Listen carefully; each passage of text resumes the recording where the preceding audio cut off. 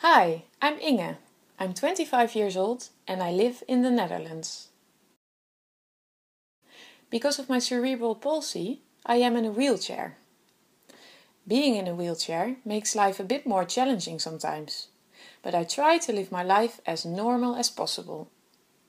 To me, it's very important to stand up for myself and to be independent from other people. If I can say so myself, I have everything under control.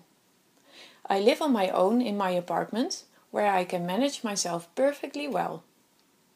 The apartment is filled with all kinds of technical gadgets to help me around. The people who support me take good care of me, and I can talk with them about everything. Well, maybe not everything. There is this one subject that's still difficult to talk about: sex. You see, I'm a young woman and I know very well what happens between the sheets. But, like with many other things, when it comes to sex, I need some help. And when I try to talk about it with other people, it seems that these people find it very difficult to talk about. And this is not only happening to me. Other people I spoke to experienced exactly the same. Why is this such a big issue? I'm from the Netherlands, the country famous from the Amsterdam red light district. Well, believe it or not, it's still a big taboo.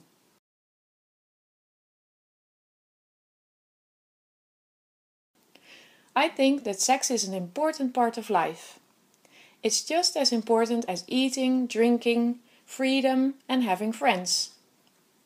All these things are very well arranged for me, but that's not the case for sex. This should change, don't you think? I decided to take action. The last 6 months I've been on a quest to find answers to my questions. Why is it difficult for people to talk with me about sex? And how can we change that? Today I will tell you about the answers I found so far. But more importantly, I want to ask you some more questions. Because I found out that discussing this delicate subject really helps. It helps other people to see how important this subject is. I prepared 3 statements for you and I really hope you all will join in the discussion. Don't be shy, just tell me what you think. This conference is about augmentative and alternative communication. And when I started my search on this topic, I kept this in mind. During my search, I found that there are many materials that can assist in communication when you want to talk about sex. But here's the thing. I think we're not ready for this. Because we can use these great materials, the caregivers who use this have to be comfortable to talk about sex. And that's not the case yet. For many people, sex is a tricky and difficult topic to talk about. And I understand that, because that's how we're raised. But when you have a disability, it becomes a real problem. So it's time for the first statement. I thought of a way to help and start this discussion. We will throw a balloon into the audience, and whoever catches the ball gets to tell his or her opinion on the statement. And now remember, you don't have to say anything you really don't want to. Just pass the balloon to someone else. But if you want to say something, please do.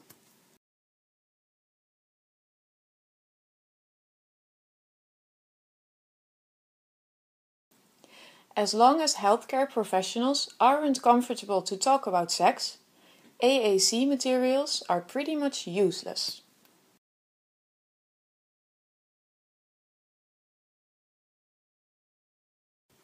For the next statement, I would like to introduce Vincent. Vincent is in a wheelchair, just like me. And Vincent also thinks that sex is an important part of life and has been raising the subject for many years. I interviewed Vincent and he told me a lot of interesting things. You will see this in the next short video. Alleen ik vind dat het gewoon bij het leven hoort. Gewoon net zoals eten, drinken, slapen, alles. Ik ook. Ja. Nou, dan zijn we daar tenminste over eens. Zelf is het eigenlijk heel normaal om erover te praten.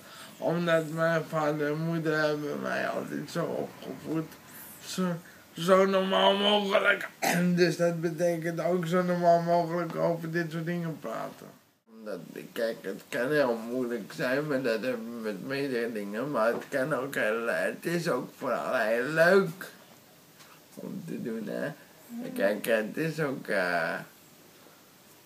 ook heel leuk om te werken, om te onderzoeken met elkaar. Wat vind je lekker, wat vind je niet lekker of prettig. Ik bedoel, je moet ook niet vergeten dat er ook hele leuke kanten aan kunnen zitten natuurlijk.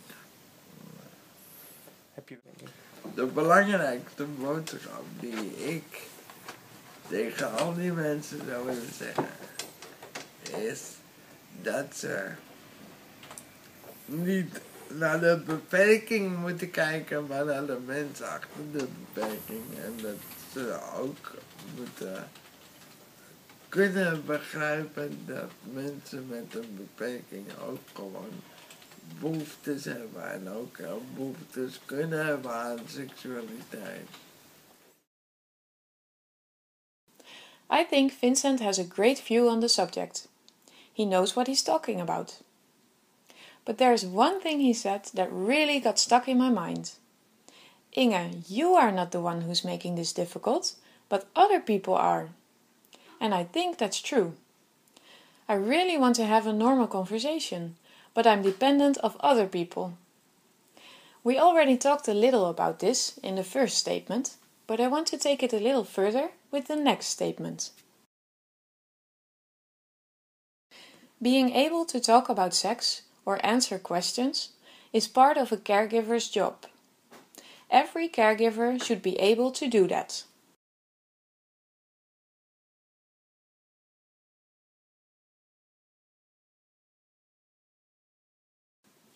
A good understanding of what sex is starts with good sex education. But as we've seen, talking about sex is still difficult for a lot of people. Giving sex education can be difficult because you have to be really comfortable about the subject. And it's even harder when you have to explain how sex works to someone who uses AAC. I interviewed Janneke about this. She is a sexologist.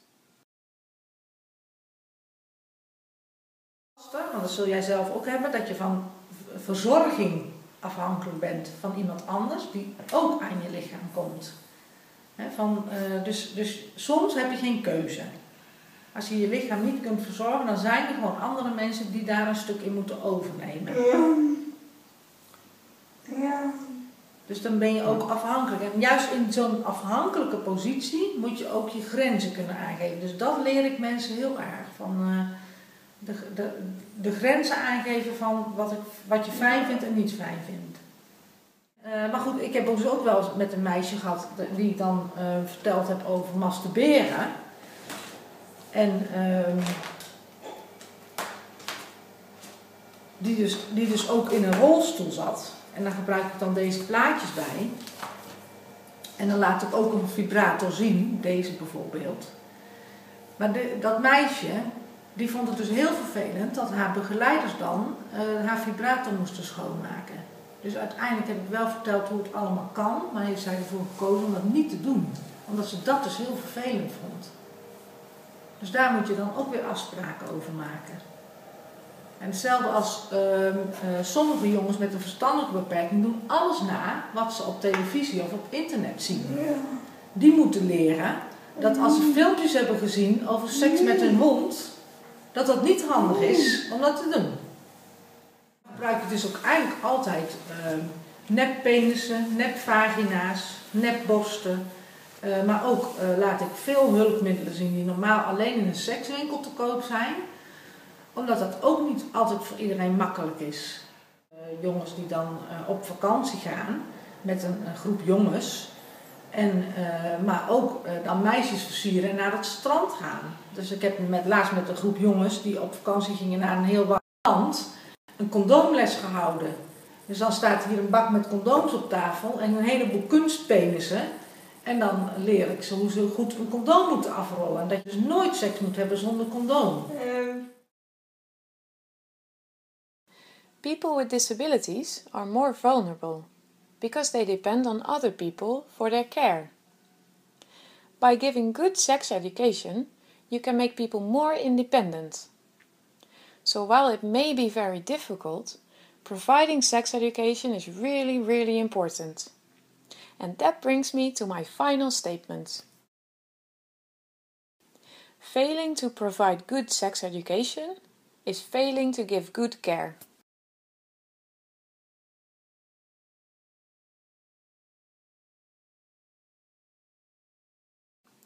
We're getting close to the end of my presentation. Thank you very much for being here and sharing your opinions. I think it's important to break the taboo of people with disabilities who want to learn more about sex. And the best way to do that is just to start and talk about it, whatever your opinion is.